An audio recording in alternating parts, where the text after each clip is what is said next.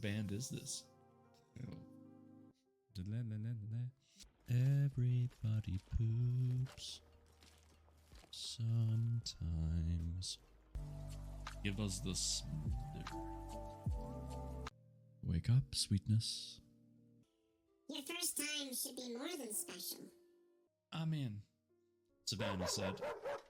Good Lord, Gemma. When a man and a woman, in this case, really, really love each other, what happens is they fuck. Ooh, hello? Oh, dang it, I lost my fish. This next word almost sounds like Quidditch. Quidditch milade Diana Agosiagath an Fiedian. As much as I love fucking you, sweetness, we stared into each other's eyes whilst I moaned in ecstasy. Having consumed half of the bourbon, I keep saying bourbon. You know, every time I mess up on a word, Stunt Mama just shows up. She had her seductive smile on her lips. I said we couldn't have sex. I didn't say anything about everything else. Ew. Happy to help. Biatch.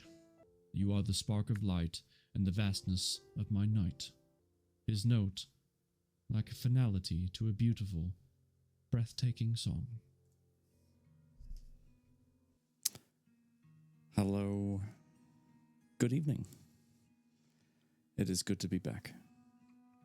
And I started at the top of the hour, which is even better. I don't think I've ever done that before.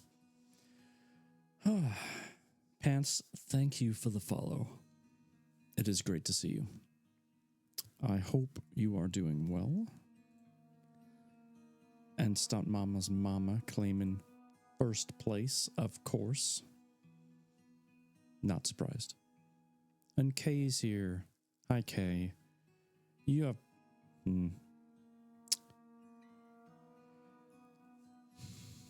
Kay, you've been going through everything.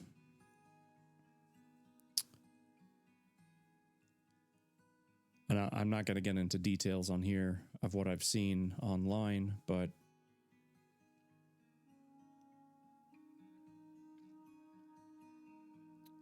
I'm really sorry.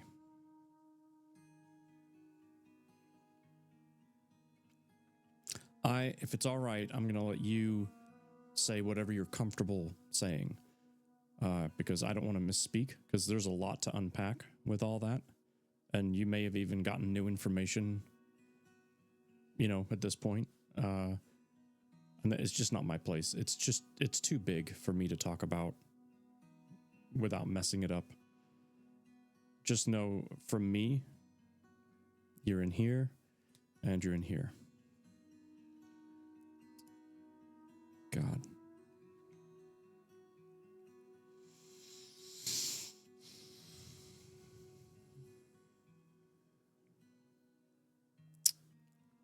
I can't even imagine.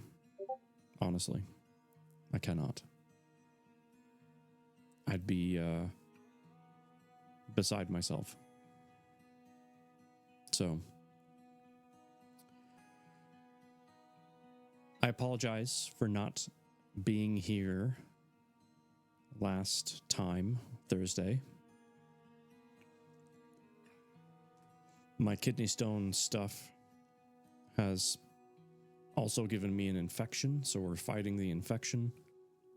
And I got set up to stream. I was ready to go, but at the last minute, I had to duck out. There was no way I could give you the attention that stream deserved.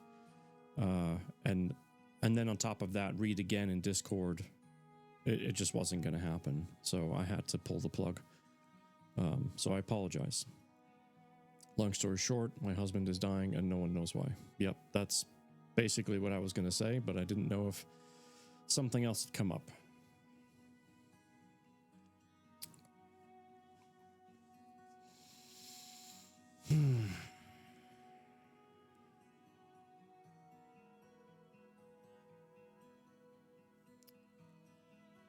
Kate, if you need to reach out at any point, even if it's just a vent or cry, scream, I'm sure there's a range of emotions right now. Don't be afraid to reach out, please.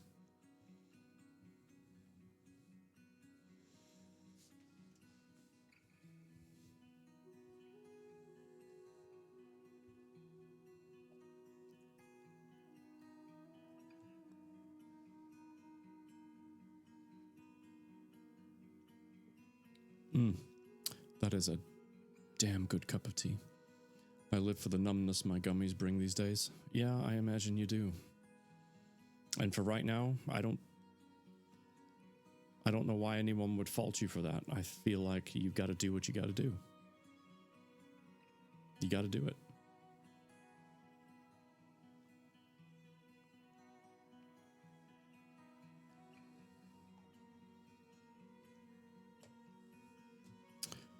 You know, I'm trying to remember where we left off.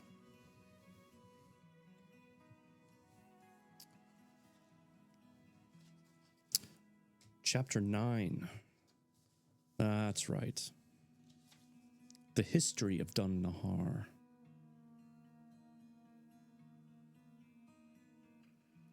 And Eliath and his sister had started training. Demi Unicorn, thank you for the follow. How are you? Father. I'm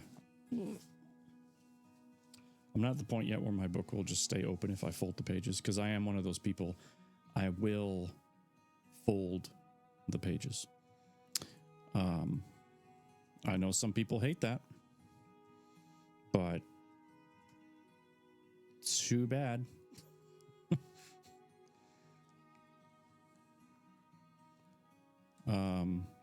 Sorry, I'm just trying to keep up.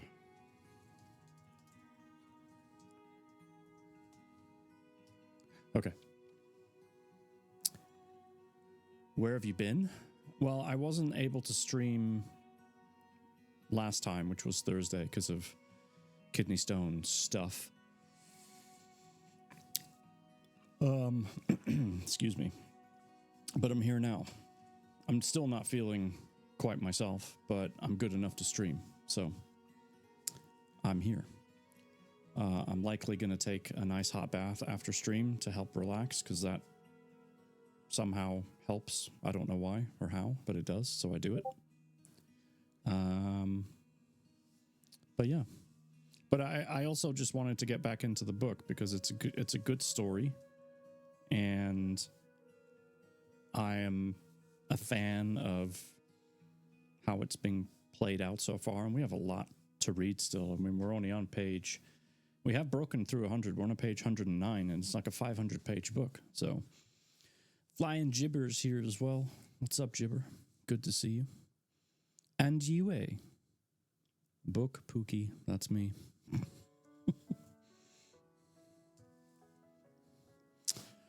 All right.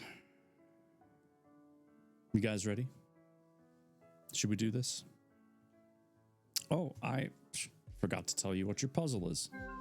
Or show you, I should say. We went for a bright-themed puzzle tonight.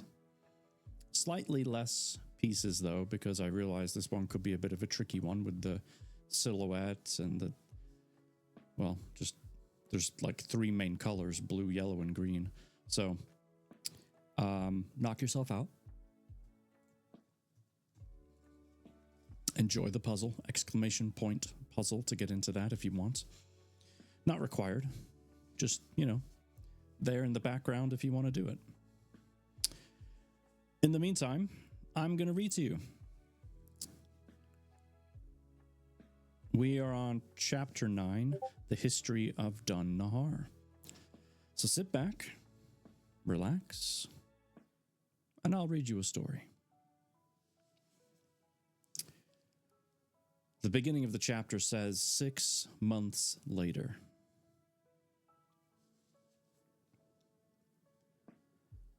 Now, who can tell me what the first age was called? A plump woman called out from the front of the classroom. Eliath rolled his eyes as he flipped the page of his textbook titled History of Dun Nahar. He knew the answer, but he was feeling rebellious today.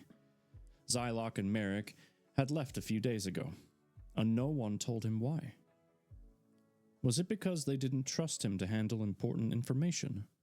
Or was there something else going on? Perhaps another war they had to deal with. He sighed as he thought, why couldn't they get anyone else to teach this class? Mistress Eva is so boring. He heard another boy in the class answer, the Iron Age. Eva smiled and nodded, causing her short brown hair to dance about. That is correct, child. And do you know why it's given that name? The boy slumped down in his chair and his cheeks went red. No, miss. Eliath chuckled. It's because the First Great War took place during that time. How do these kids not know the answer? Is something funny, child? Eva asked, directing her attention to Eliath. Eliath looked up and realized he was wearing a grin on his face. He sometimes allowed his emotions to show without realizing it. No, nothing funny. Eva narrowed her eyes and let out a grunt. Good.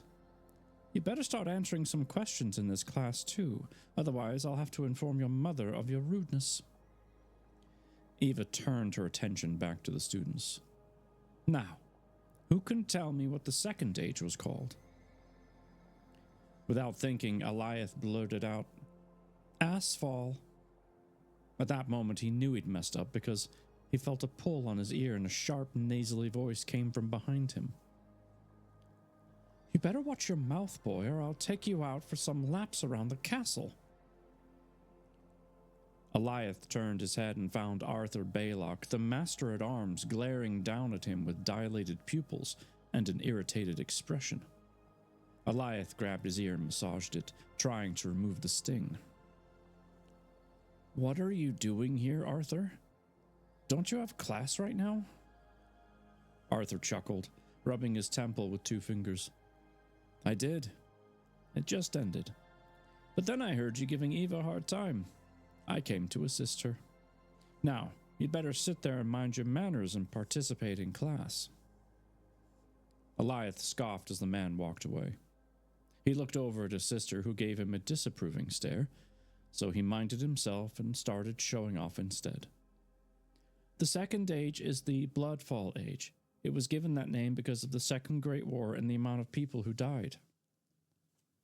Very good, young man, Eva said, a small smile crossing her face.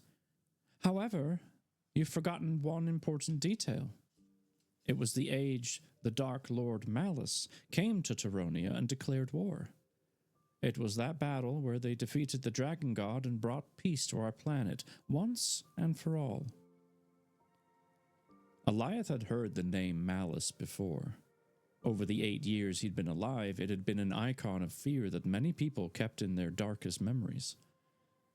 There were few left living who'd met the god, and even they refused to talk about him. Eliath cleared his throat and raised his hand. So, if he was so powerful, then how was he killed? Eva gave him a curt nod in acknowledgement and then pointed at the ceiling. A bright spark of blue light exploded into various images of people fighting. The 4 warlocks of the land came together to defend us. It was with the help of the elder gods that they defeated the beast. Eliath continued staring at the images, but eventually nodded. He knew he'd have to settle for now, but he planned on learning as much as he could about the ancient villain. The misty energy evaporated, and Eva motioned toward the class. Now, as most of you are aware, each of you has a special birth sign that tells you what your destiny is. Who knows what the sign for Black Frost is? Yes. Go ahead, Sindral. It's the sword, right? She asked, twirling strands of her hair between her fingers. Very good, child.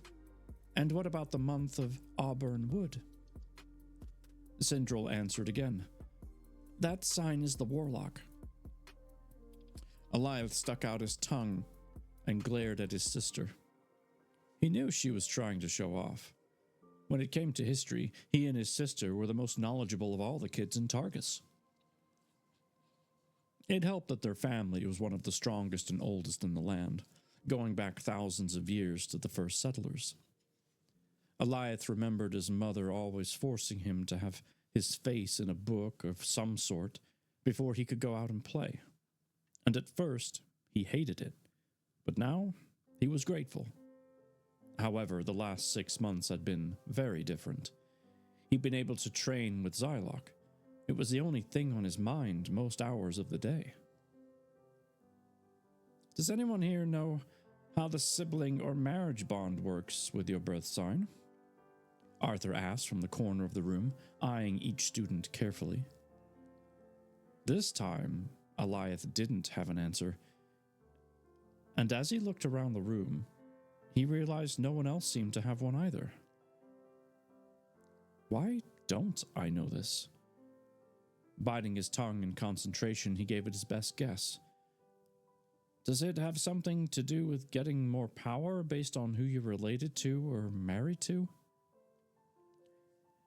Eva tilted her head. As a matter of fact, yes. When you marry someone, you gain their birth sign abilities during their month, but not to the same level as them. It works the same for siblings. For example, your sister Sindral was born in Crestspire. During that month, you would be stronger in using or learning healing magic. That's how it works. Well done with your answer. Eva looked outside the window and then nodded at Arthur. Time for class split. For those of you coming to weapons training, follow me. Everyone else go next door to work on herbs and healing. Arthur motioned toward the door. Eliath leaped out of his seat and dashed outside. He enjoyed history, but he enjoyed training more. He was even more excited to spend time alone with his mother later after class. She told him if he behaved all day, he could go with her into town to pick up some supplies for dinner. He positioned himself in front of the training dummies and weapons. Other students poured out of the castle and filled the ranks, followed by Arthur and George. Boys and girls, gather around me, George boomed. His deep voice sounded throughout the courtyard. Today, we are going to have you work on pushing magic into your weapons as well as defensive maneuvers. Eliath clenched his fists with excitement. 6 months ago, no one his age would have gotten to train with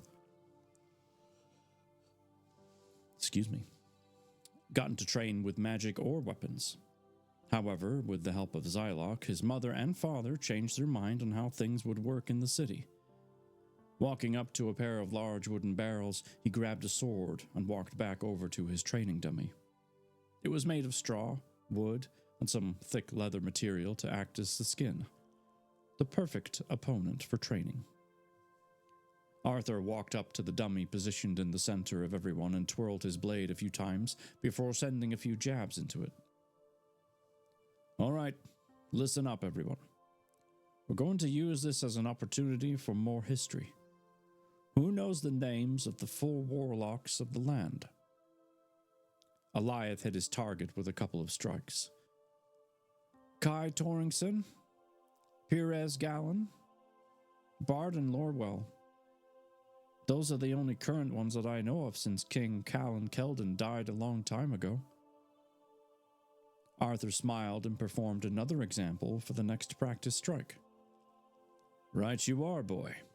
Although, there are rumors that Kai disappeared some years ago. No one's seen or heard from him since the Celestial Age. But that could simply be because he's a hermit. The 4 warlocks like to keep to themselves and work in the shadows. As for the other 3, you are correct. One of Malice's followers murdered Callan in the Celestial Age. Barden and Perez are the only two left. Do you know who might become one of the next warlocks? Me, Eliath said, pointing at his chest with a goofy smile. Serious answers only, child, Arthur said. Sorry, Arthur. Eliath bowed his head. Zylock Grey, right? Arthur nodded. Correct. We will see if the old man accepts the position. Only time will tell. Who knows the names of the 8 kingdoms? George boomed with laughter as he struck a small boulder next to him with consecutive punches. You're going hard on them this morning, my friend. Well, I want to see if anyone knows the answer. Arthur smiled deviously as he eyed all the children. Eliath thought hard to himself and gave it his best guess. Well, there's the North, Caldovia, Voleta, Vantal, West Voleta, Sundaspor, and Dorathenum. That's all I can remember. Arthur's eyes went wide with surprise. I didn't expect you to guess so many of them. You must have studied hard with Zylock. The only one you forgot was the Scarcha Mountain region. But well done. Why don't we ever hear about that kingdom? Eliath asked. He prided himself on knowing as much as he could about Dun Nahar, so it was frustrating. There was something he didn't know. George walked over and ruffled Eliath's hair. Don't be too hard on yourself, young man. Many people know nothing about the Scarcha Mountain region. The people who live in those parts don't involve themselves with the rest of the land. Even Fort Canyon keeps to themselves.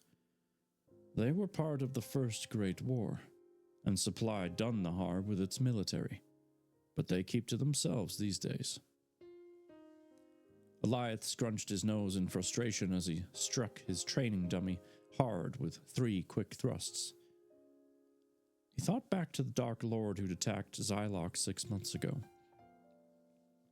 He pictured the monster in his mind as he repeatedly swung his sword until his fake opponent looked like a torn-up ragdoll. As he was about to swing again, he felt a hand on his wrist. Easy, young man, Arthur said, releasing the boy's arm. I don't know what's got you all flustered, but I assure you there's no need to lose your temper. He instructed everyone on how to perform the next move before asking his next question. Does anyone understand how ranks work in Dun Nahar? It was rare for Eliath not to have the answer on something history-related, and this made the second time in one day. He looked at Arthur after completing his next exercise. How do ranks work? Arthur held up a hand for everyone to gather around the main training dummy. With his sword, he sketched out the ranks as he explained them. You have many ranks and titles in Dun Nahar, but to keep things simple, we'll focus on magic wielders. For men, you have a simple structure. When you take your first exam into the magic world, you become an acolyte. After that comes sorcerer, followed by wizard, and at the top of the list, warlock. Arthur swung his blade in a circle before pointing to himself. For example, I am the rank of sorcerer, but my title is Master at Arms. Does that make sense? Eliath stared into the sand and studied the chart. He'd always wondered why Zylock called himself a wizard.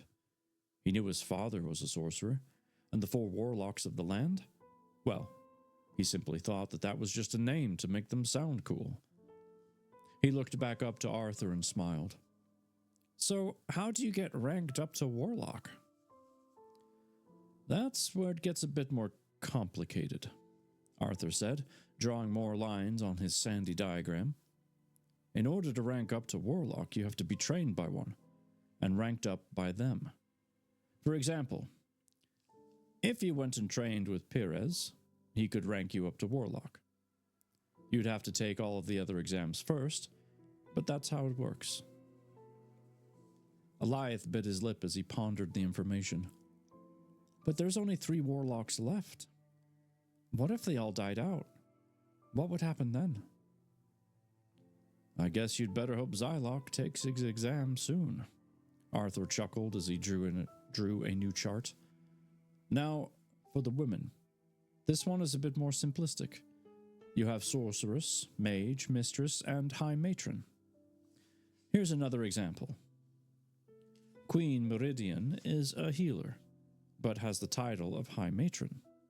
Since she's a queen, though, that takes over as her title. Does that all make sense? So, what about things like assassins, knights, soldiers, and things like that? Eliath was enjoying learning about the ranking structure from Arthur. He wished he could have learned it from Zylok, but Arthur was his second favorite instructor. Yes, young man, those are titles. So, any of those people could be one of many magic ranks. That's the wonderful thing about Dun Nahar. No one tells you what you can be. You simply go and choose it. Back in the earlier ages, things were much more politically structured. Thanks to people like your parents, corruption was removed, and people have more freedom. But we can talk more about that during tomorrow's lessons. Everyone, split up into pairs and follow George. Eliath, you're with me. He motioned toward the forest. Eliath jogged after his teacher. He had even more admiration for Arthur now. The man was hailed as the best master-at-arms in the 8 kingdoms. There were thousands from around the land who requested him to come to the city and teach. Some even tried to come to Targus just so they could train with him. For only being 43 years old, the weapons specialist had made a name for himself, and Eliath was glad to have him in his life. Positioning himself opposite Arthur, he steeled himself, pulling his sword to sit directly in front of his face. He could hear George's booming voice with the other students, but it sounded more distant now. Why did you bring us so far away from everyone?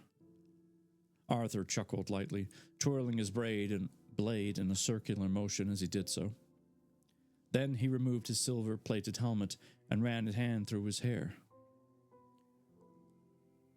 Do you honestly believe those other kids are going to understand how you already know how to harness energy far superior to them? You've been training with Zylok for 6 months, but none of them know that. It would also make them feel bad about themselves to see how strong you are compared to them.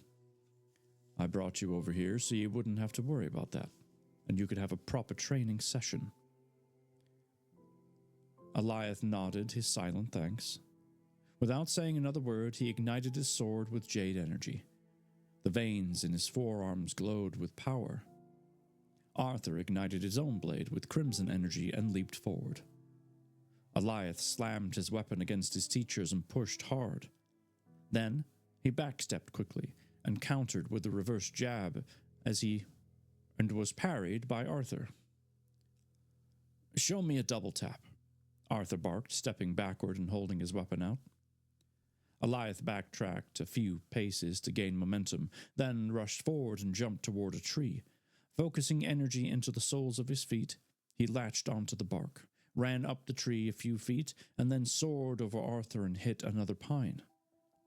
Once he'd moved a few feet up the tree, Eliath launched himself back at his teacher. He brought his sword up and slashed it once, sending a line of jade energy forward. Then he slammed his blade against his teacher's just as his feet hit the ground. Well done, boy, Arthur commented. You've gotten quite strong over the last few months. I imagine one of these days you'll surpass me. Eliath nodded his thanks. I won't just surpass you. I'm going to be the next warlock of the land, the most powerful magic wielder who ever lived. That's a promise. Arthur smiled and raised his blade once more. I believe you. Now, show me a backward thrust. Eliath rushed forward into his next exercise with a smile on his face. And that was chapter 9. Which means it's time for a sip. Gotta drink that tea. Anyone that's talking or speaking for a long time, especially without interruption, it's good to have a hot drink instead of a cold drink.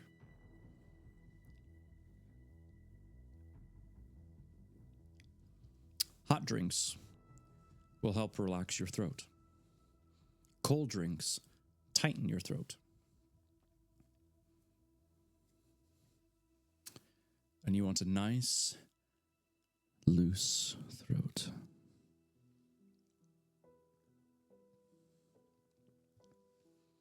What if no matter what, you still feel dry? Then there's probably something else going on, you, eh? It may not be about what you drink. Yeah, hi. We've been trying to reach you about your car's extended warranty. Yes, make sure you buy that extended warranty, by the way. Very important. Yeah, hi. We've been trying to reach you about your car's extended warranty. Why did it play twice? Don't say that, I'm traumatized. But yeah, when it comes to your throat feeling dry, it could be that your body itself is dehydrated, and therefore, no matter what you do, you can't get rid of that dry, scratchy feeling. You could have drainage and not even realize it. There could be quite a few things. But if it's really that much of a problem, and it's like, interfering with your day-to-day, you should probably see your doctor about it, because it could be something that's easily fixed. You just need their guidance to do it. But difficult to say. I am not a doctor. I just play one on TV. No, I'm just kidding. I don't do that either. But I've always wanted to say that.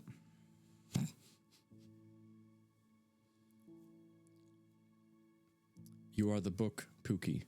Yes, I really should thank Mal for starting up that Pookie thing. So great. Love that. Oh, by the way, can't really, the top corner, special stream at 750.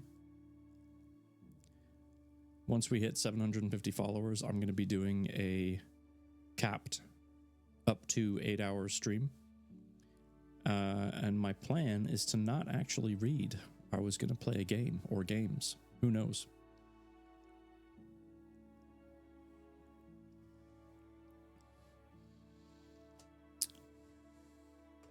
One, just to shake it up a little bit. And two, I'm not reading for 8 hours. There's not enough tea for that. What game? Well, definitely on my list is Once Human. I just started playing that today. Love it so far. So that's definitely on the list. There's Far Cry 5, there's Helldivers, there's possibility of like golf with your friends and stuff like that. Who knows? But Once Human is definitely like up there. I could probably spend all 8 hours playing that and not even realize it. Night Marcher. What's up? Whereas Night Marcher over here, he would play Tarkov for 8 hours because that's what he do. He's a Tarkov junkie. It's his thing.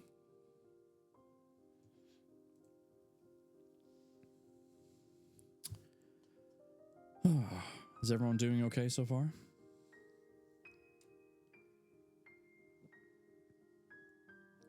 This tea is too good.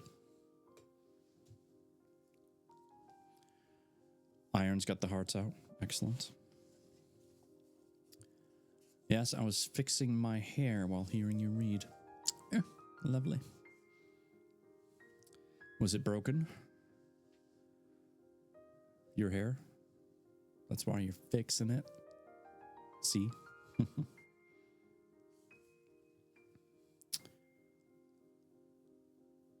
Would you believe it? Chapter 10 is next. It's a shock, because we just did chapter 9.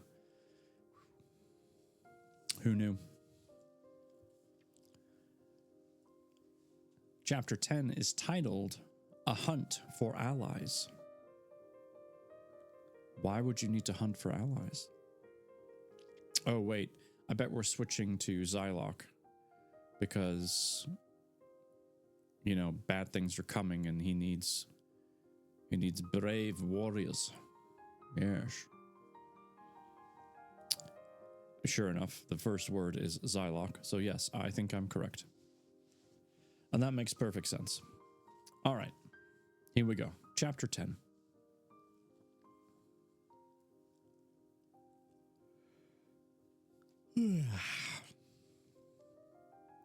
Zylok slammed his blade against Captain Smith's.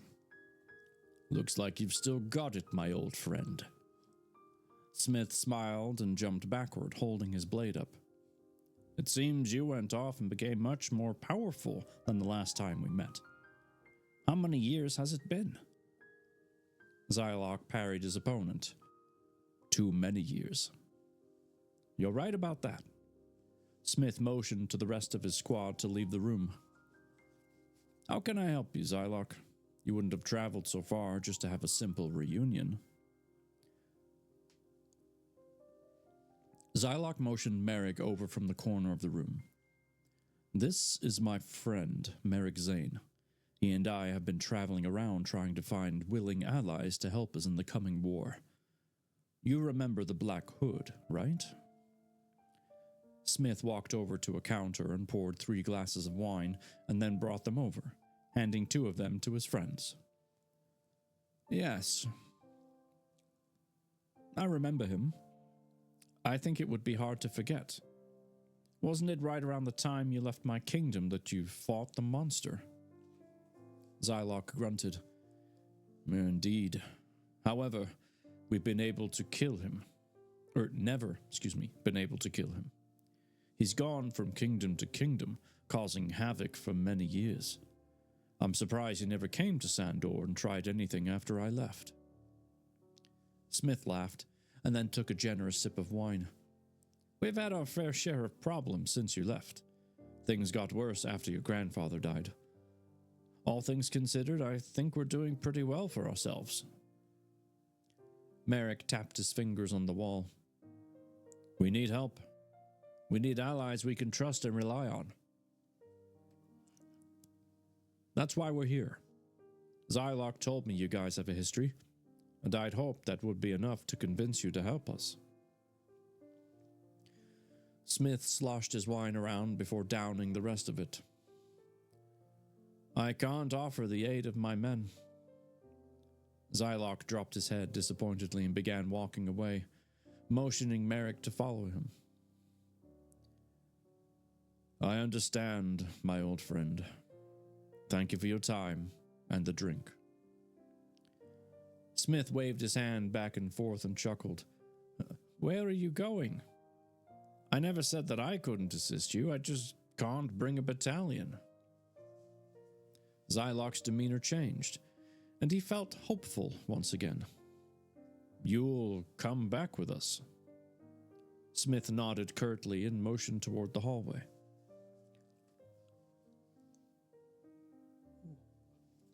Excuse me. I would be happy to help my friend.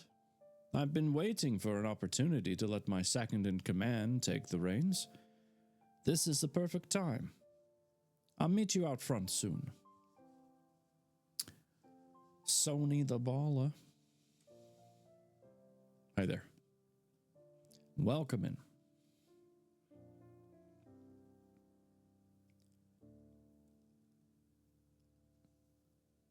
Is my old room still here? He asked. The captain gave a slow nod. Xylock waved goodbye and motioned Merrick to follow him down the hall. As he walked toward his destination, memories of his grandfather came to him. Some were good, some were sad.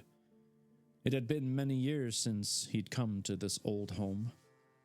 Stopping at a door, Xylock walked inside and froze. Flashes of himself floating in the room with power and lightning came across his vision, as though he were watching the scene play out in real life. His heart thumped loudly, and stinging pain came from his glands as sweat poured out.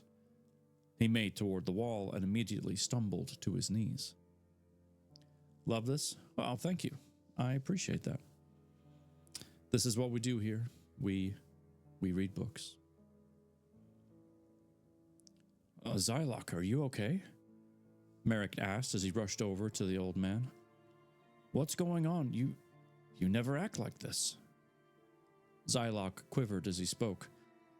Memories from the past that are coming back to haunt me.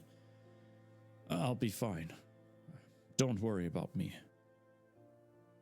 Forcing himself up, he walked up to the wall and searched until finding a loose segment of rock. He pulled the stone section out and reached inside. Then he pulled out a torn and tattered book and set it down on a table. After removing the dust from the cover, he stroked his fingers across it. What is that? Merrick asked hesitantly. An old spell book I never thought I'd look at again. Xylock picked the object up and placed it in his side bag. As he looked at his friend, he could tell the man wanted to know more, but he knew better than to reveal all his secrets. Sitting down on the bed, he motioned to the chair before him. Once Merrick sat, he spoke. This is where I lived before coming to Targus. I sought refuge here after my home was burned to ash. This is where my grandfather was at the time. He was Lord Protector to the king. I haven't come back here since my grandfather died, so it's a bit much to take in. Merrick leaned back and let out a deep breath. I remember meeting Balin. He was a good man. I'm sorry you had to lose him. I know it was hard for you to come back here, but I thank you for doing it. We need allies right now. The Black Hood will come for us any day. I just hope this time we can win and put all this behind us once and for all. Xylock nodded and stood. Indeed. I want that monster out of our lives forever.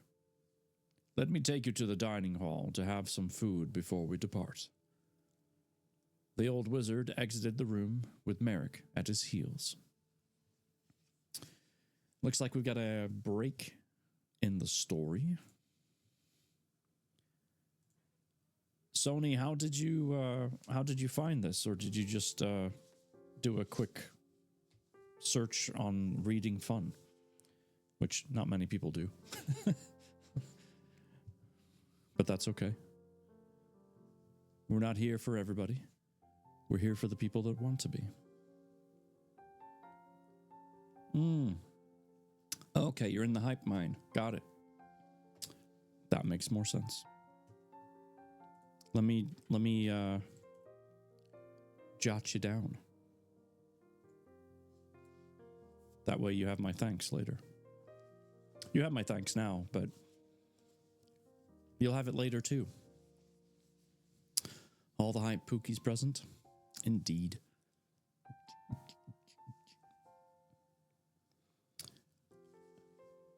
Yes, so small break in the story. Yeah, absolutely. My pleasure. Xylock led Smith and Merrick down Wizard's Walk. Wizard's Walk. Blech, that's a mouthful. It was the main trail that went up and down the eastern side of Dun Nahar.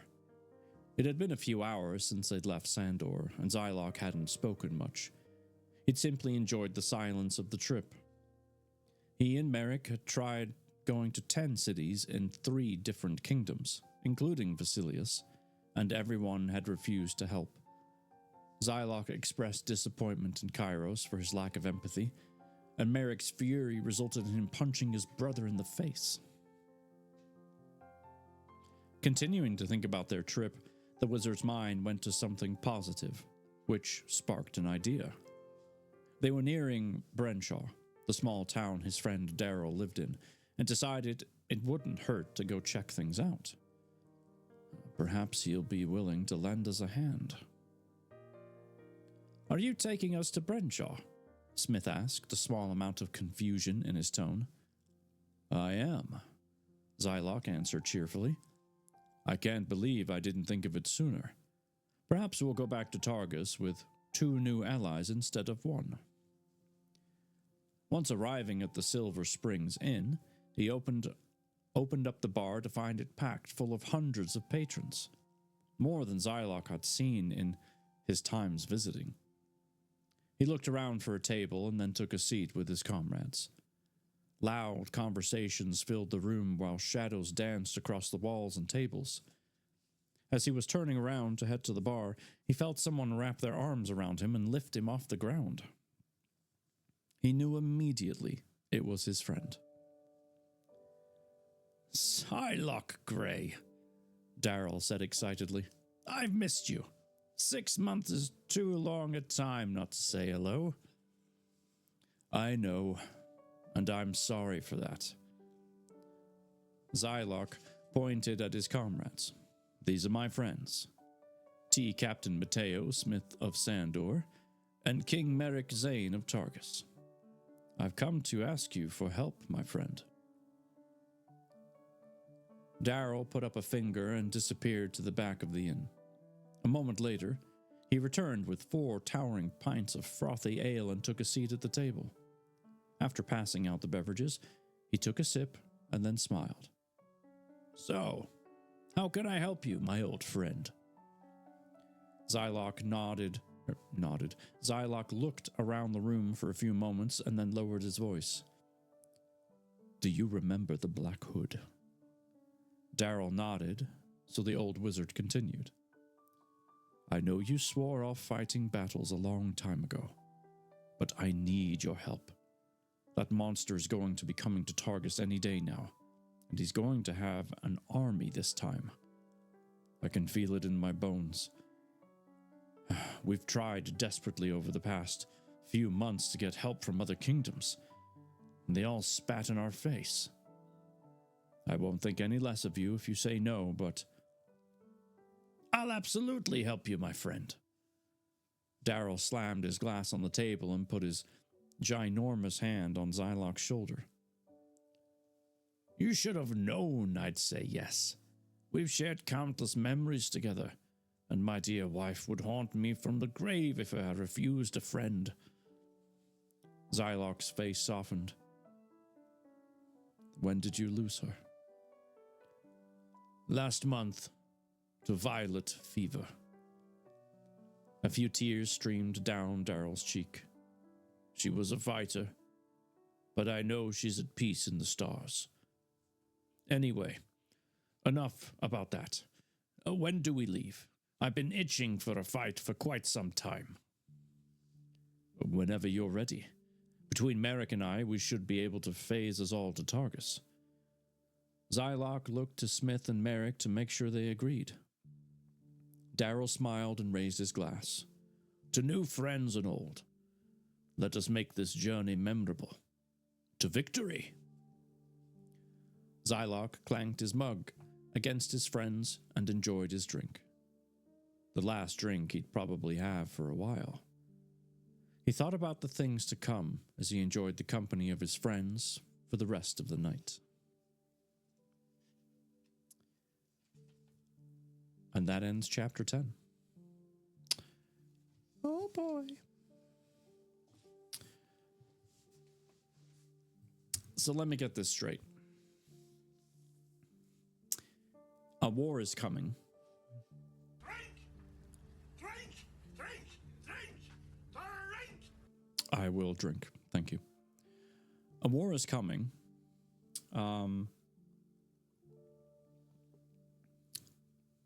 Delicious.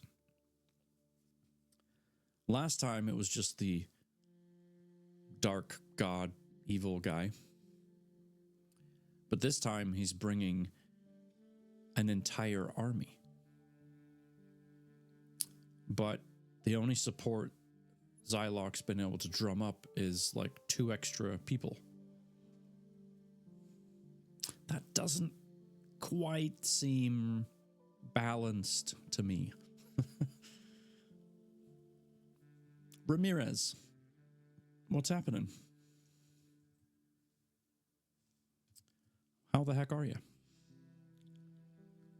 Rexter's here, sneaking in. Should have known. Rexter, how are you? It's good to see you, sir. But yeah, this whole army thing, and oh, we found 2 extra people. Woo! I'm always here. Yeah, but you're lurking in the shadow. Either way, my guy.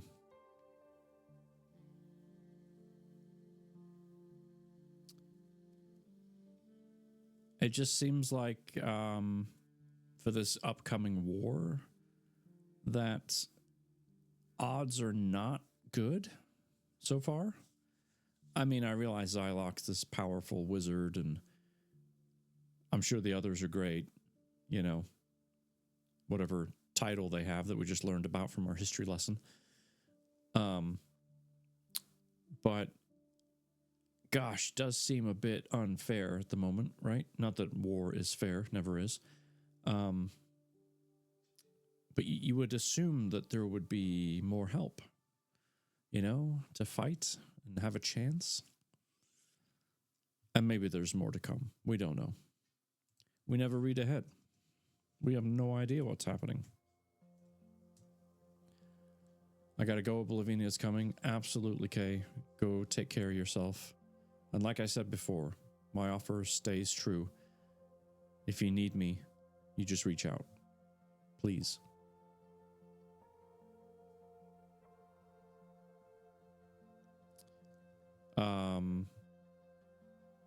Yeah, so for those of you that don't know, especially the newer folks in here, when I get books from authors, I'm always looking for a book from an author that's still alive, that has the rights to their own work. And we chat, and if they're cool with it, I read their book on stream. But what I don't do is read ahead. So for example, this book, this thick book, it stayed on my desk untouched for a few weeks until it was time for me to read it, because we were still reading something else. The only thing I ever read in advance was the front cover and the back cover. So everything that I'm reading to you now, I am also reading for the first time. So my reactions, much like what yours might be, are genuine. I'm not, you know, acting or making something up. I'm literally just reading it aloud for the first time as you are listening to it for the first time. Potentially the first time. I have had a couple of books in the past where someone's like, oh, I've read this one, which that's fantastic.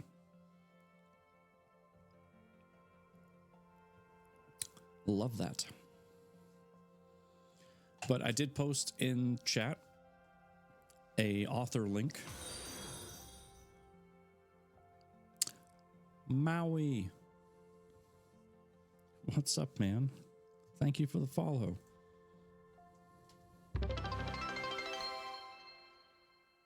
Ramirez. Thank you for the 25 bits. You didn't have to do that. I appreciate you, though. Thank you. I almost forgot what that sound was. It took me a second. I was like, wait.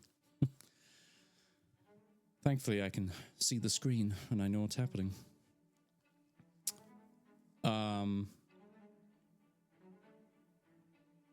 How you doing, my brother in corn? I'm hanging in there. I'm doing the best with what I got. Thank you. How are you? It's good to see you. We've read a couple of chapters so far. We're just taking a quick breather before we get back into it. Gives me a chance to catch up with all y'all. All y'alls. Y'all is singular. So is it y'alls? Or is it just an assumed plural? I don't know. I don't think it matters. Sweats in Spanish? What? Yue, why are you sweating in Spanish? About the same, could complain, but who'd listen? I think people listen, it's just who cares. Don't ask me English questions, I'm nervous. Y'all can be either, as far as I know. That's kind of what I thought.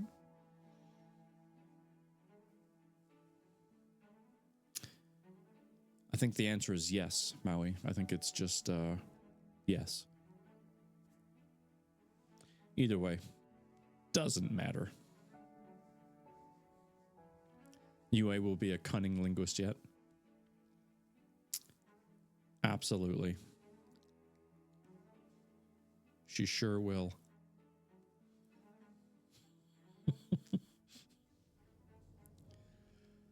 Oh.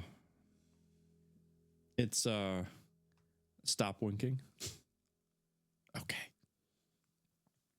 It's been gross and disgusting outside today.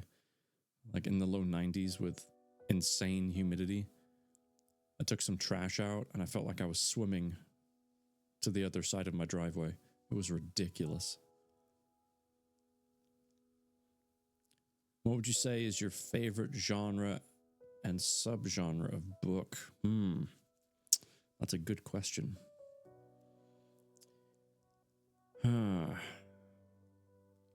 We've read quite a few different styles. But I think fantasy is definitely at the top of my list, just because I feel like there's certainly more wiggle room with how you write the story, because it could be anything.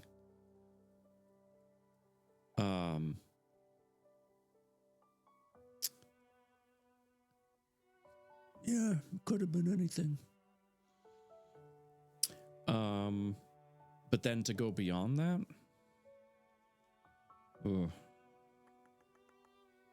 I don't know. I think end of world kind of stuff is kind of cool. We've enjoyed quite a few romantic stories in here. Those have been fun. Newfiggle slipping in to say hi. Hi, Newfiggle. We had storms go through this afternoon, but it was definitely humid this morning. Yeah, we had storms this morning, and then it just got hotter and muggier outside. Don't like it. I'm over the beach, been going to the beach non-stop since I was a toddler in Puerto Rico. Look at me. Does it look like I tan? Does it look like I tan? No. Even if I wanted to tan, it's not happening.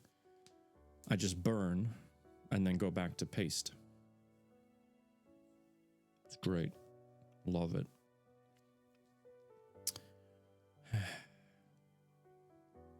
Good times.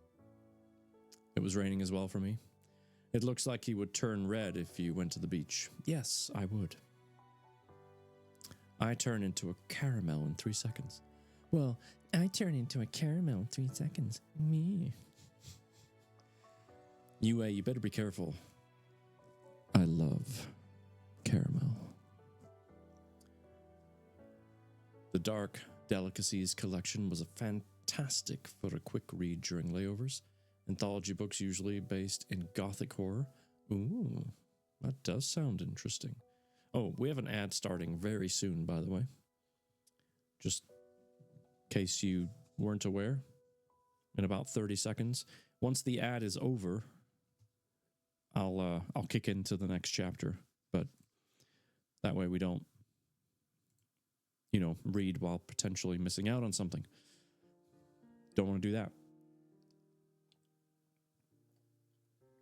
Ah, this tea is delicious. Yue, you could be lying through your teeth because you use you're a VTuber, and so we don't actually know what you look like.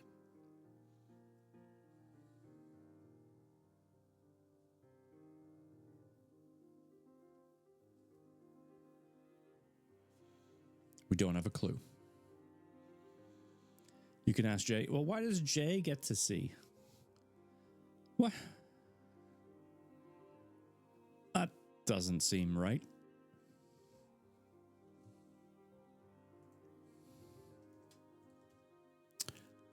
Goat Mummy, hello.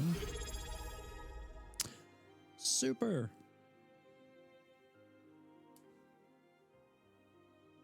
"21 months. That's insane. Thank you, my friend. How the heck are you?" At this point, Jay's my evil twin. He had to know the beans. I'm not even going to ask. Super, this is for you. Thank you for that resub. 5 regular curls. Okay. Got it. Thank you for that resubscription, Super. You are a gem. How are you? Hakali's Tale is a personal disturbing favorite. Huh. Had to look up the spelling. I have to look up how to say it. I will say, Maui, off stream in Discord, we've been reading Rebecca Yaros's books. We just finished a couple of weeks ago Fourth Wing, and on Thursday we're going to start reading Iron Flame in Discord. I can't read it on stream. I would get in a lot of trouble, so we don't want to do that. But I can read it in Discord, so that's not a problem. So typically how it works is I'll stream for my normal time frame, 7 to 9 Central, and then right after I jump in Discord and we keep reading. We just read the other book. So that's that. That's how that works. But yeah. How are you, mother of goats? Rebecca what now? Rude partner. Rebecca Yaros.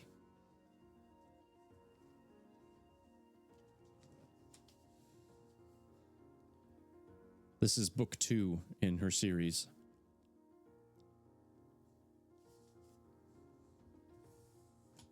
Yeah, of course. Fourth Wing we just finished a couple weeks ago, which was really good. Loved it. So I'm very excited to get into Iron Flame. Should be a good one. And then the third book isn't out yet, but by the time we're done reading that, we shouldn't have long to wait before we can dive into the third book. All right, and the ad is over.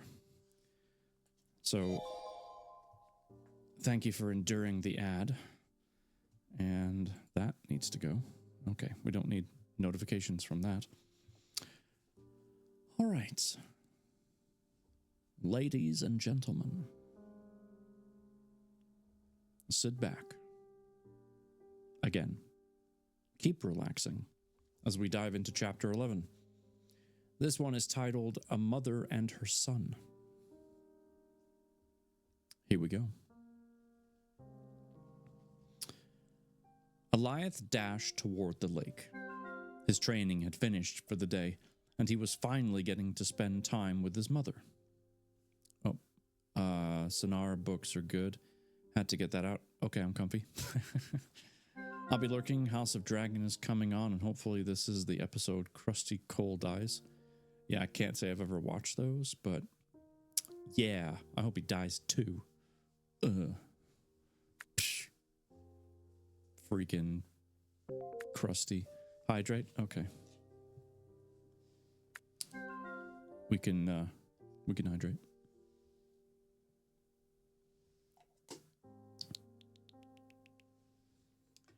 I don't think I answered this question before, but it's black tea with milk and sugar, just like a good British guy would drink. Wet the whistle, absolutely. It was a rarity for him to spend the day with her alone. Usually her duties as queen kept her preoccupied, but today was an exception. He felt proud of himself for performing all his sparring exercises to Arthur's liking, and he couldn't wait to brag to Zylock and his father when they returned. Approaching his mother, he gasped as he realized she was using her powers to play with the water. Been wanting to try tea like that, but I've been scared of not liking it. You should let me make it for you. I'll make you a good cuppa. Mother, what are you doing? Meridian turned her head. Her long, bright blonde hair that touched the ground swayed gracefully. Come here, little Allie. I want to show you something. Eliath moved closer and stood next to his mother. Then Meridian aimed her hands at the large turquoise lake. Magenta light exuded from her fingertips as she traced them in unique patterns across the open air. Then, misty frost rose from the water's surface as a group of ice dolphins jumped up and splashed back down. Eliath's eyes went wide with wonder as he watched his mother. It was truly amazing to see her in action. I wish I could see you use your powers more often, Mother. Meridian lowered her hands, and the ice creatures broke into fragments of light before disappearing. She grabbed her son's hand and kneeled. I'm sure you wish that I and your father would have shown you more things growing up, or that we allowed you and your sister to learn more. I'm sorry about that.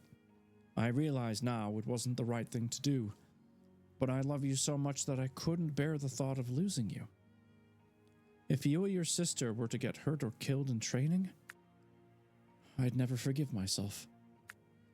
Never forget how much I love you. Eliath leaned in and hugged her. He loved everything about his mother. The fragrance she exuded, a mix of lemon, roses, and vanilla, was unforgettable. When he was sad, her low and calm voice would soothe him. And her hugs? There was nothing to describe how wonderful they were. As he leaned back from the hug, he smiled goofily. Are we going to the market now? Yes, dear child. I want to get a nice feast ready for when your father and Zylock return. Meridian grinned as she started walking hand in hand with her son. I want tonight to be perfect.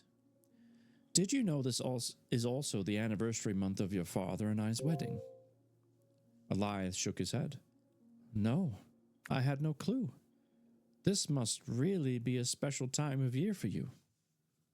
It is. Now, let's go to the market. I make a mean chicken dip. It's a deal. Done. And then I get to see your face.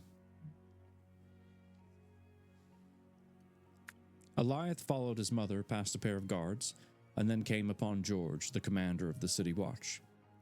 The giant man was patrolling back and forth at the gate, which separated the castle grounds from the rest of the city.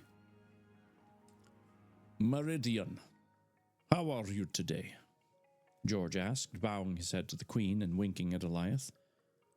Doing well, sir. How have patrols been of late? Meridian looked up and down the wall. Things have been great. We are on high alert with the coming threat, and stand by for your orders.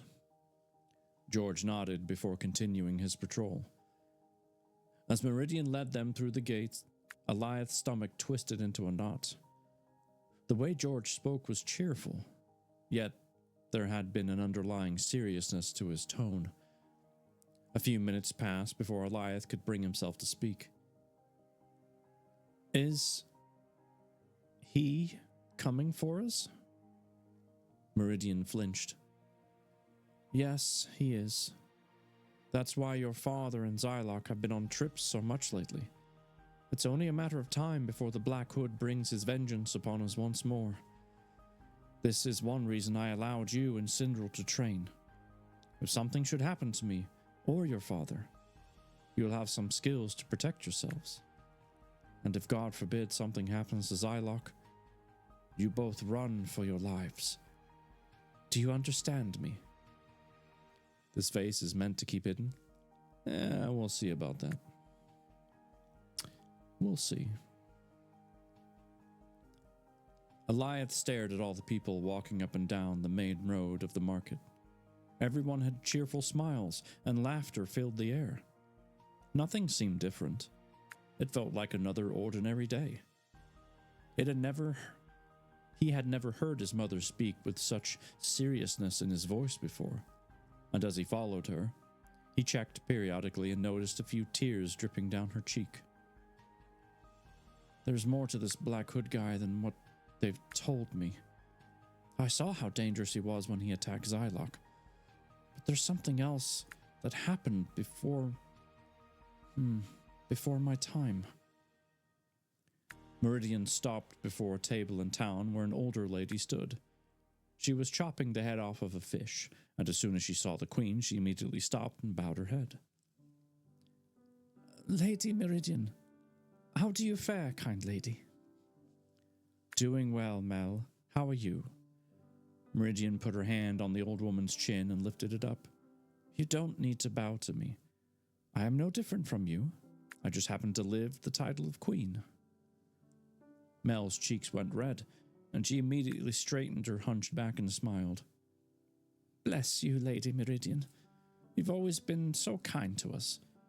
Without you and your husband, we surely would have died a long time ago.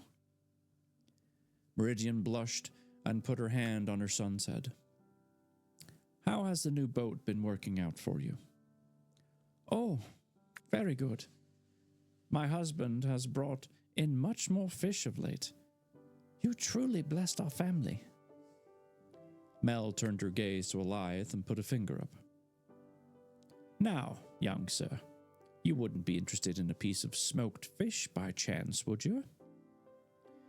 Eliath looked at his mother, and when she nodded, he held his hand up politely. I would love a piece. Thank you, Mel. I thought you might like that. Mel disappeared to the back of her shop and returned a moment later with a piece of white fish with black charred edges.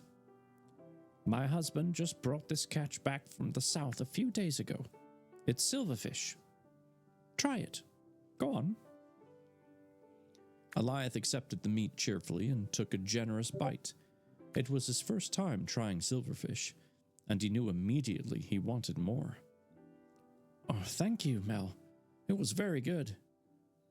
Stepping back, he waited for his mother to finish business with the old woman, and then they continued on their journey. Eliath heard a group of people whispering about random things. I just heard someone attack the city of Lenara. Oh, I heard the same thing. Do you think it was the Black Riders? It couldn't have been them. They all died out. Maybe it's a new king who went bad. Eliath couldn't keep track of all the conversations. He was tired of hearing people talk about bad things. He wished the world was a better place. But he was glad he lived in Targus. When they were approaching the butcher, a loud collection of screams burst out.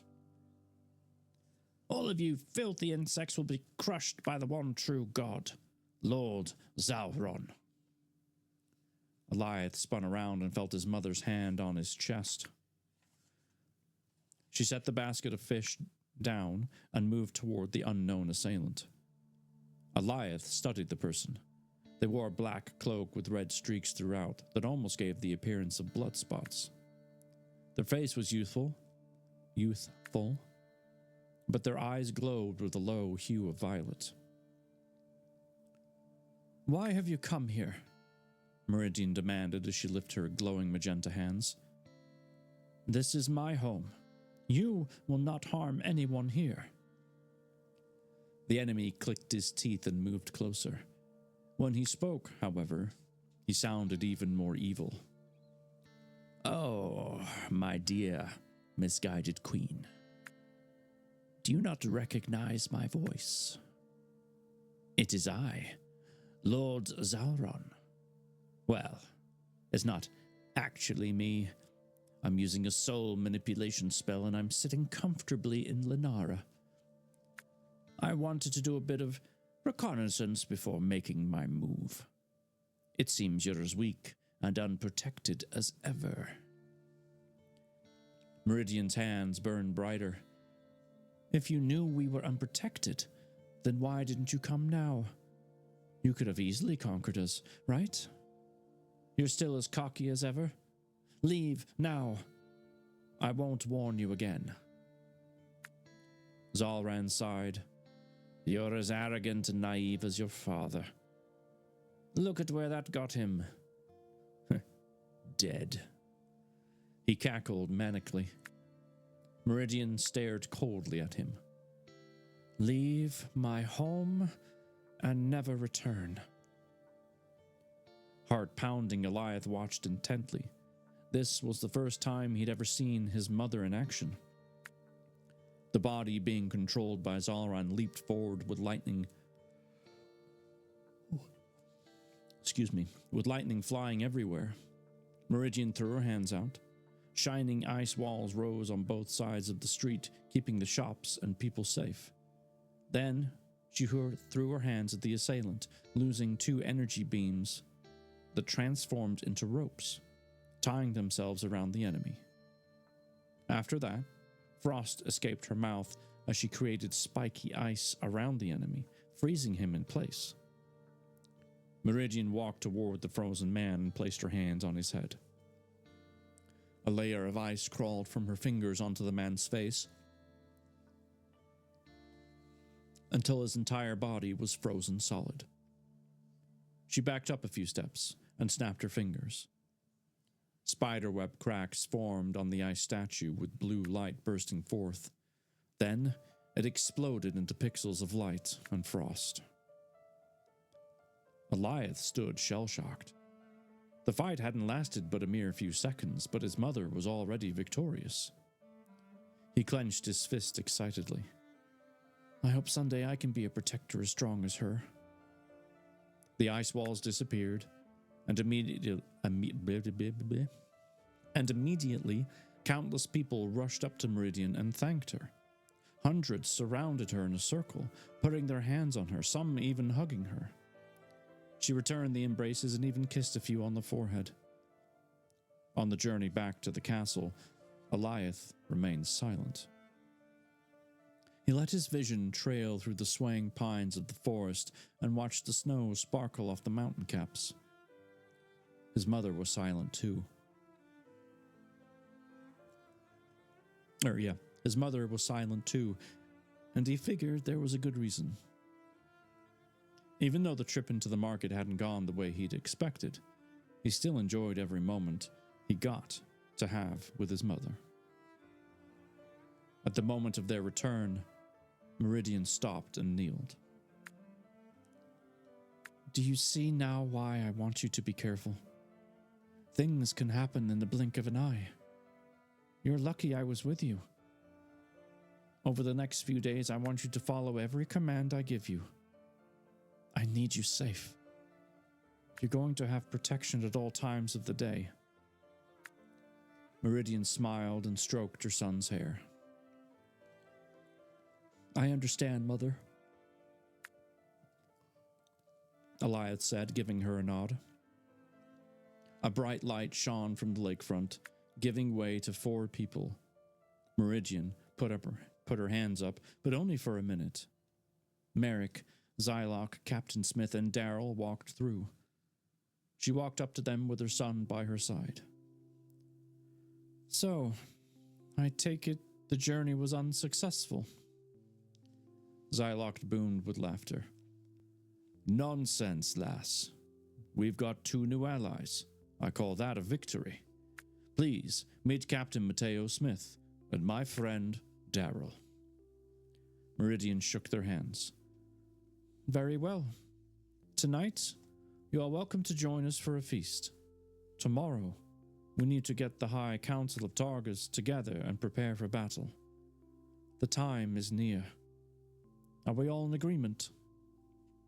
Goliath watched as all the adults nodded, and Zylock gave him a wink. He knew the next few days were going to be like nothing he'd ever experienced before. However, he didn't know just how right he would end up being. Oh boy.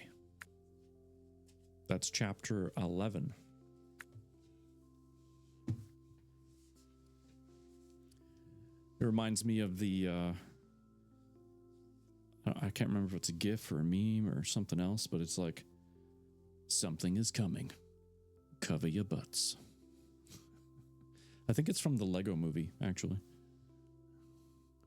Great movie. Family fun movie. Killa. Almost spat out my tea. Thank you for the resub. And Ash is here as well. Hi, Ash. This means we spin the wheel. This is for you, Killa.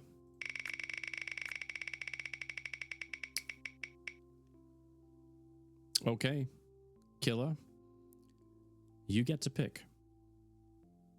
Do I do squats, curls, hammer curls, or push-ups? You get to decide. What's it gonna be? Hammer. She has chosen the hammer. You want me to put the hammer down? No, I'm just kidding. That's a different movie entirely. Ugh. Thank you again, Killa. I appreciate you. Are you still streaming? How was the rest? We need to do some shout outs as well.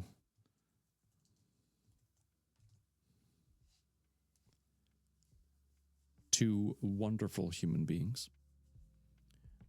And then Ash is also part of the same streaming community as Super and myself. Got a few different communities reflected here tonight. So that's awesome. Let me check my oh,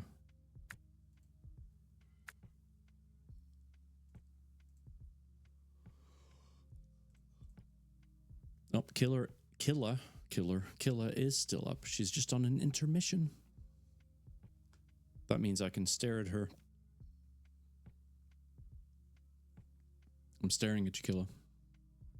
I see you.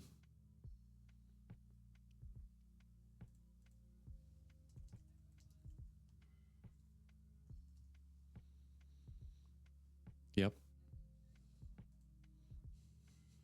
We're going to have a staring competition.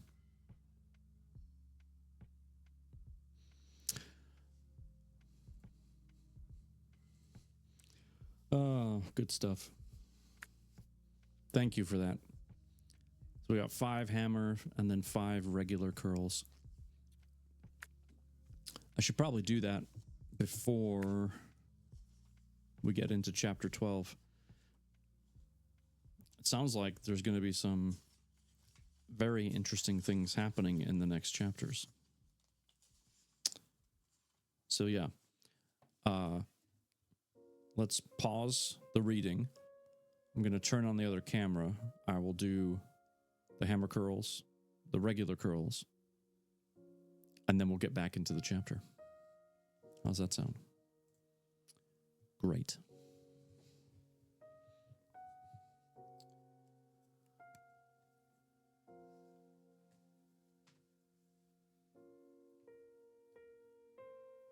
Wait.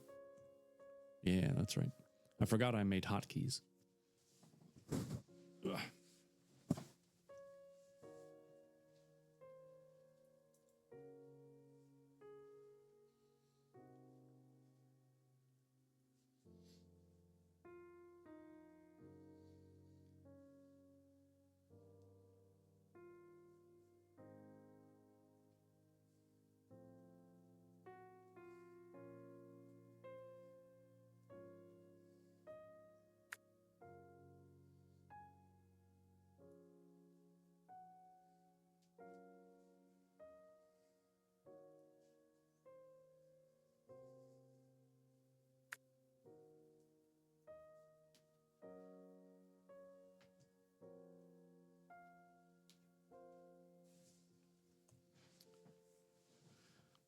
right.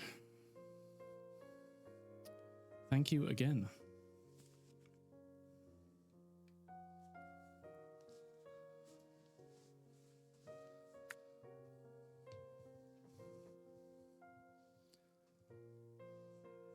Y'all know how to make a guy feel special.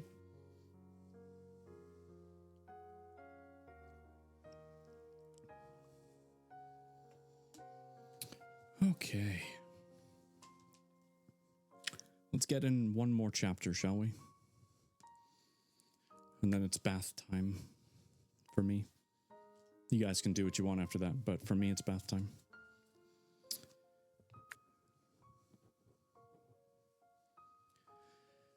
Chapter 12 starts us out on page 131, is called The High Council of Targus. Not the Low Council, not the Medium Council, the High Council. And I should probably also delete my...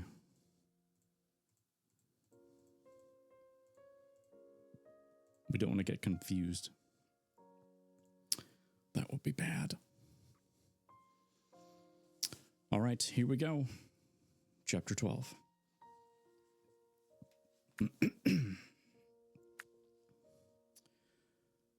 Xylock strolled through the dark halls of Targus. The sun had yet to rise, but the chatter of angry voices from the council chambers could be heard throughout the castle. The flickering hue of the torches moved about and cast shadows against the door. As he was about to knock, he heard a loud voice. "Enough! My wife is speaking." Xylock chuckled to himself. That's Merrick, no doubt. There's only one person who can yell that loud.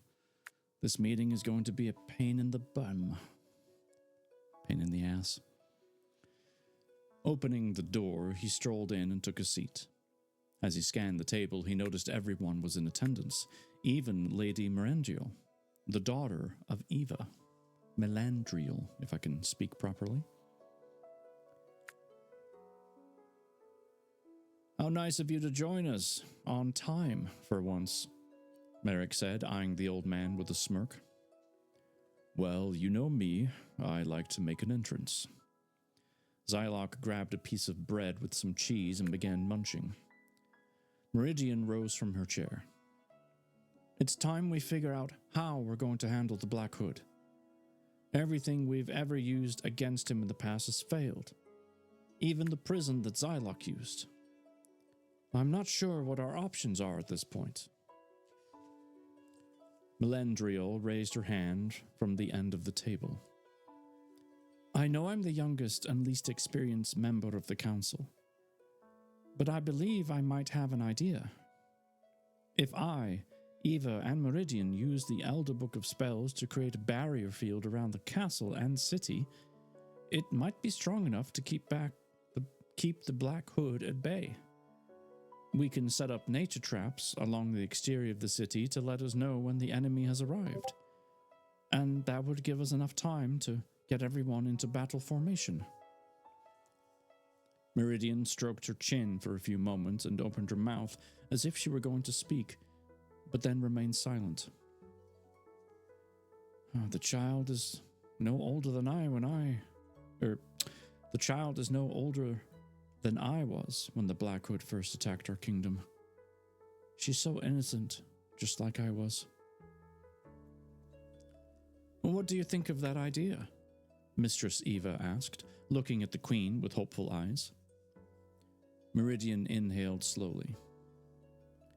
"I think the idea is sound, especially with what the Elder Book offers. It helped my father many times, so I don't see why it couldn't be of use to us now."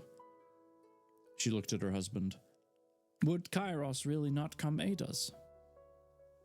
Merrick shook his head softly.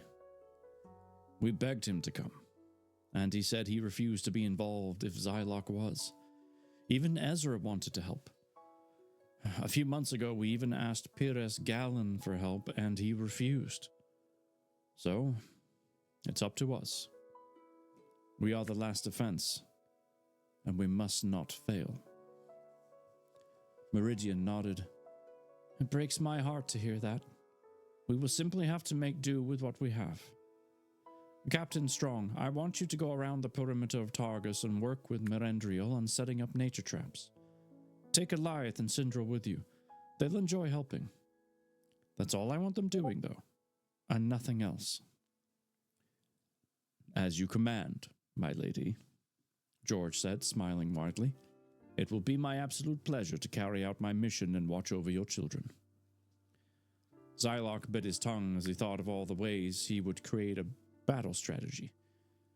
None of this is going to work. They are acting like our enemy is a child looking for his lost toy. I'll wait for a while longer to see if they come up with anything useful. Merrick stood and began pointing at members of the council.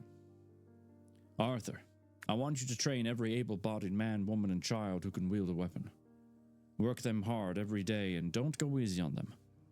I want you to work with Goliath and Syndril the most. Xylock, you'll work with my children on magic attacks each day as well. Train them till their breaking point. It may come down to you taking the children and running away, and if it does, I want them fully prepared. Merrick, don't talk like that. Meridian placed her hand firmly on the table, and a bit of ice crawled outward. You're acting as though we're doomed to fail. I'm just being realistic about it, my love. Merrick sighed as he put his hand on top of hers.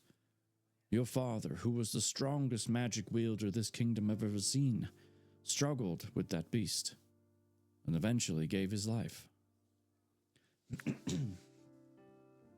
Meridian raised her hand, but Merrick stopped her from interjecting. I know you believe he is out there somewhere, but I'm just going off the facts we have. Please, try to understand. Xylock stood abruptly, causing the table to shake. I'll take it from here, Merrick. I think I have a way of explaining things that will put it into perspective for everyone here. Looking at his wrist, he fidgeted with a square contraption and tapped it. That's meant to be tapped. It illuminated with purple light, and he aimed it at the table. He raised his free hand and snapped his fingers, causing the light in the room to fade. Then violet light shot from this contraption, creating an image of a person. This is the Black Hood, or as he calls himself these days, Lord Zalron.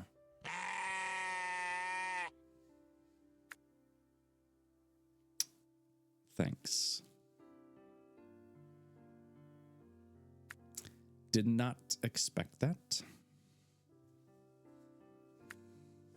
So kind. Lady Lurky. Always with the dramatic entrances. Do we expect anything less? I think not. It's good to see you. Good morning, or whatever time it is. I know it's Monday.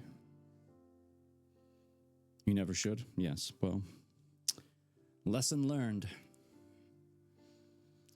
Where was I? Right.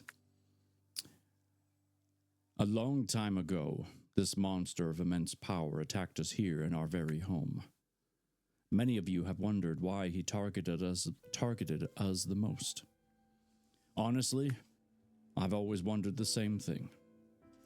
I thought it was due to me killing him years ago, but there's something more to it. Xylock tapped his wrist device. The energy changed to a battle image with Zalron at the center. This is footage of the Black Hood attacking us when Arion and I fought him. This was the first time Targus had battled the beast. We were victorious. However, the next time, this happened. The old wizard tapped his device. Images began playing out as though it were happening in real life. He came up to our barrier shield and destroyed it with a tap of his finger. That was all it took. He killed hundreds of our people before I stepped in. But Arion wanted me to get everyone else to safety, so that's what I did. When I got back from the underground tunnels, the Black Hood was gone. But so was Arion. Zylok snapped his fingers and the light returned to the room. Then he clicked his device and the energy image disappeared. I thought this might be insightful for you youngsters in the room. Mistress Eva cleared her throat. Excuse me, sir. I'm over 400 years old. Zylok winked at her. Exactly. You're a mere child compared to me, Merrick, and Meridian. The Queen crossed her arms. I appreciate the trip down memory lane, but what exactly is your point? Zylok reached into his side bag and pulled out an hourglass. He flipped it over so the sand could flow freely, and then he set it on the table. 2 cylinder-shaped crystals on his wrist device glowed purple. He studied it for a few moments before noticing Meridian giving him a look he knew all too well. What exactly is that, old man? The Queen asked sternly. Exactly what it looks like. An hourglass. Meridian narrowed her eyes for a few moments and then cracked the faintest hint of a grin. Oh, very well then. Carry on. Zylok bowed his head. Thank you, my dear. Now, think of this hourglass as the time you have left to live. Let's say the moment the sand reached the bottom, you would all die. Well, that's how real the threat of death is if you don't heed my next words very carefully. I have a way to create a powerful warrior that would be unstoppable. The risk may be slightly heavy, but I assure you it's the best chance we have. The only downside is it requires dark magic. And before you say anything, Meridian, trust that I've thought this through. I would do the spell on myself if I could, but it's impossible. The caster can't accept the power. It has to be a willing participant. Now, if any of... Meridian slammed her fist on the table, sending a line of spiky ice at Zylok. The tip of the last spike nearly made it to the old man's chin. The Queen spoke in a way no one had heard before. How many times have I told you? We don't use dark magic. It's forbidden, and for a very good reason. Shame on you. Other members of the council began chiming in, agreeing with the Queen. The only one who remained silent was Merrick. Eventually, the noise became too much, and Zylok decided he'd had enough. Silence! The wizard's shout was so powerful that the line of spiky ice on the table shattered. He walked toward the council chamber doors and turned around. You are all fools. You shame me, Meridian? It's unspeakable how none of you can see reason long enough to understand that the only way to defeat darkness is with darkness. You say I can't do the spell. Fine. I'll respect your command, my lady. However, when you're staring at a field full of mangled corpses, perhaps you'll regret the moment you refuse to hear me out. Good day to you all. Zylok left the room with a wave of his hand. And there's a break in the story, because, well, that's a good place to have a break. Zylok is pissed.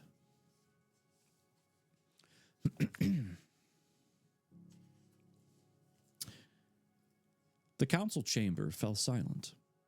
Everyone sat in their chairs, attempting to move past the old man's outburst.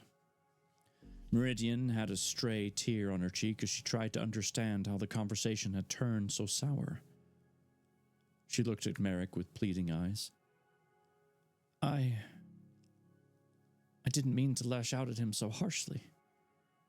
Do you think he'll be okay? He's a tough old geezer. He'll be fine, Merrick said soothingly. Meridian walked to the window and looked upon the sunrise. Merrick followed in her step. If my father, the strongest man I ever knew, couldn't beat the Black Hood, then how are we to do any better? Are we doomed to repeat the same mistakes? Has my sight become clouded by my own selfish rules? Merrick grabbed his wife and held her close. Mary, listen to me. You are the most wonderful person I know. You're the kindest, most compassionate soul, and a wonderful queen. Not to mention the best mother to our children. You simply want us to be protected, and that includes protecting people from themselves. Anyone in this room would give their life to save our home and anyone in it. And that includes Zylock. So, do not fret, my love. Our story is only beginning. Is it though? Meridian looked at her husband lovingly. The reddish orange of the sunrise cast its rays upon them in their moment of intimacy. I haven't heard you call me Mary in a long time. It reminds me of the days my father was still with us. I love you more than the sun and the stars. Merrick leaned in and kissed his wife's lips and then turned to the rest of the council. Listen up, everyone. Arthur, George, please get started with your tasks Meridian assigned you earlier. You may leave now. The men both nodded. Oh! NC dropped the beast. Thank you for the follow. I don't know why I just did that, but it felt like the right thing to do. Welcome in. Glad to have you. Eva, I want you to work with my wife on making as many healing remedies as you can. Also, get with the kitchen staff to make sure we have an ample supply of food and water ready and waiting. I'll get right on that. Eva situated her short brown hair before leaving. And Melendriel, please work on the nature traps.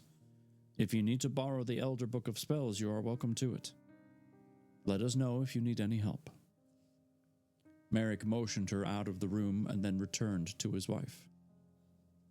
Well, I feel very positive about our chances. We're going to be just fine. Meridian leaned her head against her husband's shoulder. You really should be the one leading the kingdom. You're so much better than ruling than I am. Merrick wrapped his arms around his wife and kissed her forehead. Then he let out a light chuckle. No, thank you. I'll leave the ruling to you. I was always better at fighting anyway. Our fathers left us with such a heavy burden. Targus has always been the center of power in Dunlahar, and now that they are both gods nowhere, I feel like we've failed our people. Our children are going to grow up never knowing the joy of peace, all because of our inability to see reason. Meridian buried her face in Merrick's chest. Then she looked up at him with her icy blue eyes. Maybe Zylock was right. Do you think we're going about this the wrong way? Merrick shifted his stance for a moment. Perhaps he was. However, he is wrong about one thing. Darkness is not the way to beat darkness. Only by staying in the light can hope prevail. Never forget that. Very well, my love. Meridian grabbed his hand and led them toward the chamber doors. Can you do me a favor? Go check on Zylock later today. Make sure he's okay. I was harsh on him earlier, and he didn't deserve that. After Merrick nodded, she planted one last kiss on his lips before letting go of his hands. I'm going to go assist Mistress Eva and Lady Melendriel in their duties. You'd better go help the men with theirs. I love you, Merrick. With her final words spoken, she left her husband. It was time for her to be a leader, and she would make sure her home would live to see another day. ladies and gentlemen, that was chapter 12. And a good place to stop, actually, because chapter 13 is the calm before the storm. But I hate to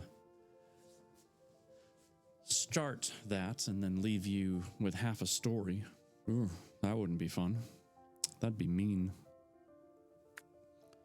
Do I look like a mean guy? Maybe. But not tonight. Not tonight. Oh. Well, I gotta say, I really like this story. And I'm gonna post the link again in here. Ornery? Yes. Mean? No. I have no idea what you're talking about. Not a clue.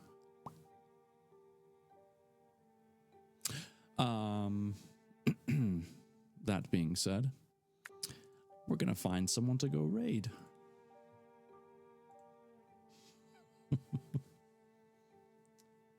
Me, ornery? What? No.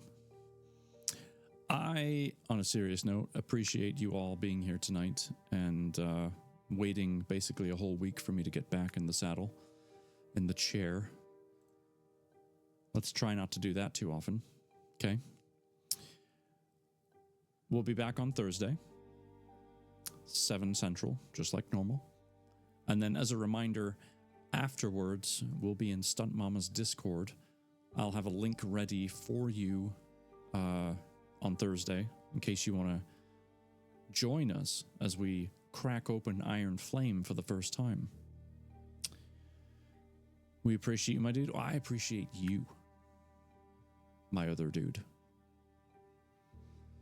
Rexter, always a pleasure. Always. Can't wait to meet you. Hope you have a wonderful soak in the tub. Me too. I could use it. Still here, just gaming at the moment. Awesome. Gotta love it. We're gonna go actually say hello to our friend who's playing some Hunt right now.